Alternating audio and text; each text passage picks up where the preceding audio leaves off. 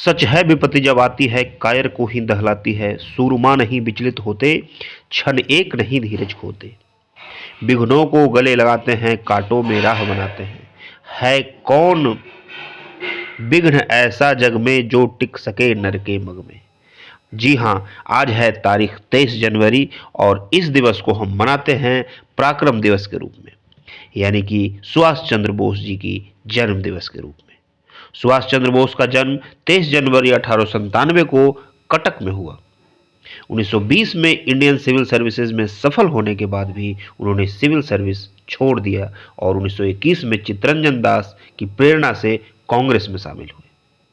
परंतु गांधी जी से मतभेद होने के कारण 1939 में उन्होंने एक नए ऑल इंडिया फॉरवर्ड ब्लॉक की स्थापना की।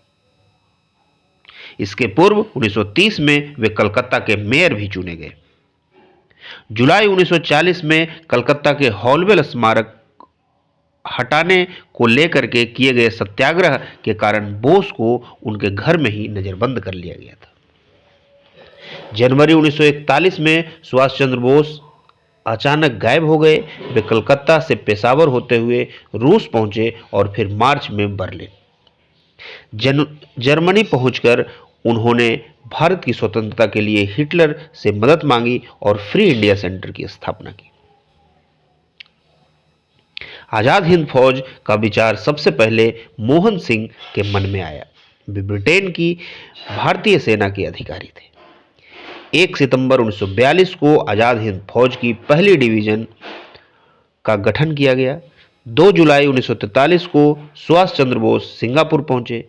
इन्हें आजाद हिंद फौज का सर्वोच्च सेनापति घोषित किया गया। 21 अक्टूबर 1943 को सुभाष चंद्र बोस ने सिंगापुर में स्वतंत्र भारत को अस्थायी सरकार की स्थापना की। जर्मनी, जापान तथा उनके समर्थक देशों ने इस सरकार को मान्यता दी। इस सरकार ने मित्र राष्ट्रों के विरुद्ध युद्ध की घोषणा कर दी।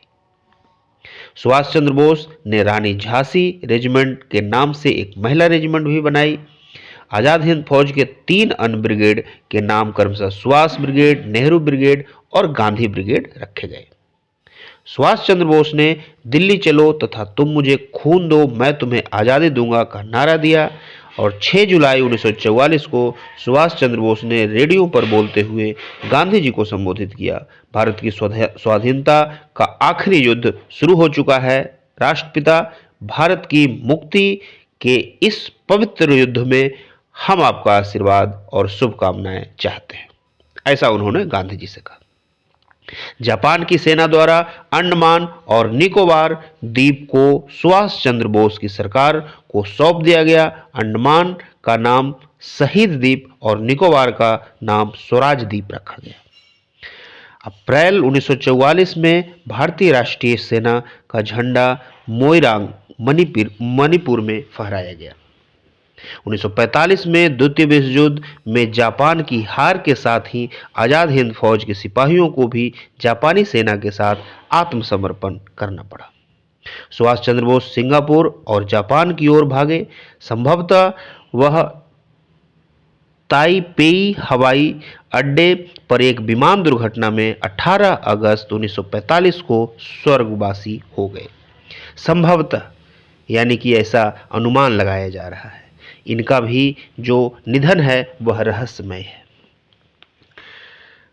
लाल किला मुकदमा 1945 में आजाद हिंद फौज के सिपाहियों के आत्मसमर्पण के बाद सरकार ने उन पर सरकार के प्रति निष्ठा की शपथ तोड़ने के आरोप में लाल किला के मुकदमे चलाने का निर्णय लिया।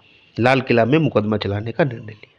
सरकार के इस निर्णय के विरुद्ध समूचे देश में आंदोलन हो गया और कांग्रेस ने आजाद हिंद फौज के सिपाहियों को बचाने के लिए आजाद हिंद फौज राहत तथा जांच समिति का गठन किया।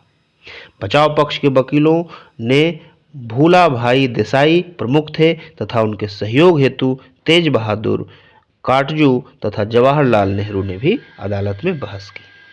आजाद हिंद फौज के सिपाही सरदार गुरबख्श सिंह, श्री प्रेम सहगल, शाहनवाज खान पर मुकदमा चलाया गया, जबकि कोर्ट मार्शल ने उन्हें दोषी पाया और परंतु लॉर्ड बेवेल जो उस समय वायसराय थे ने समकालीन परिस्थितियों को भांपते हुए उनका दंड क्षमा कर दिया।